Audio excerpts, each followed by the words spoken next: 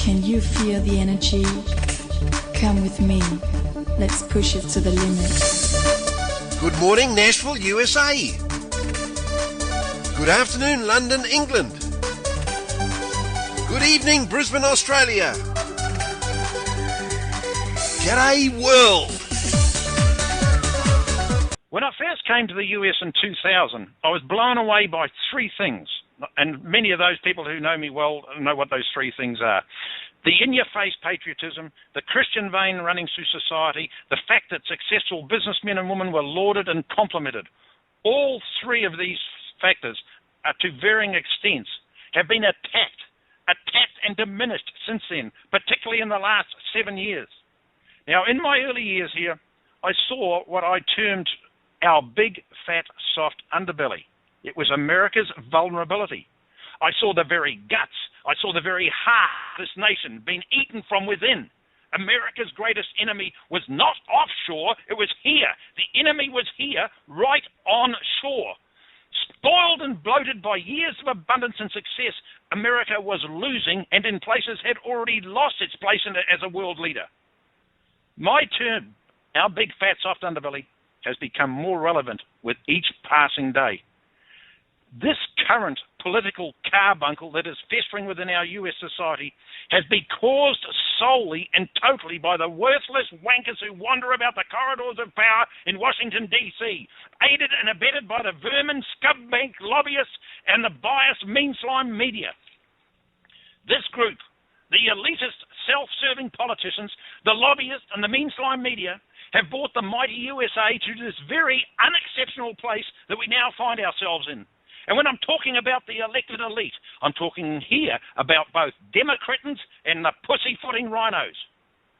When Obama became president, the Democrats ruled both houses. So I ask you, why didn't they use that majority to implement whatever the heck they wished? Well, the answer is simple. I'll answer it with another question. Then why did the rhinos do nothing after winning the House in 2010 and Congress in 2014? Simple. It's all to do with the D.C. cesspool, the D.C. corporation, the D.C. upstairs detached bunch of assholes who think that they can dictate to we the people.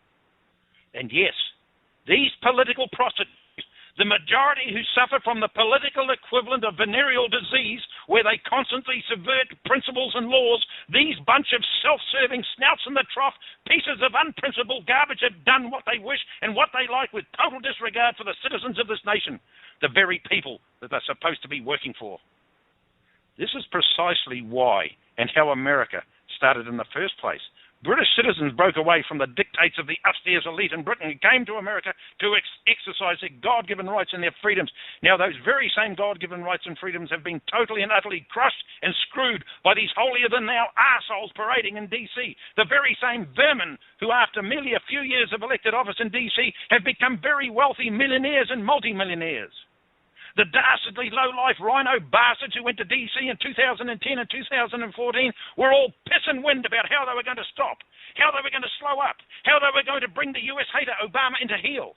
When instead, all we've seen are these mealy-mouthed mongrels fawning and genuflecting to the heinous, Tommy-cuddling, muzzy-loving Obama regime.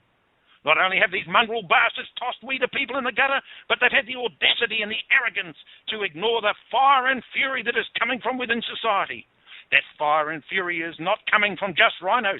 The entire nation across all party lines, Republicans, Democrats, and Independents have had it. They've had it right up to their back teeth. We are done with this D.C. upstairs, downstairs bullshit. I chose to become an American. I'm the newest voice by choice.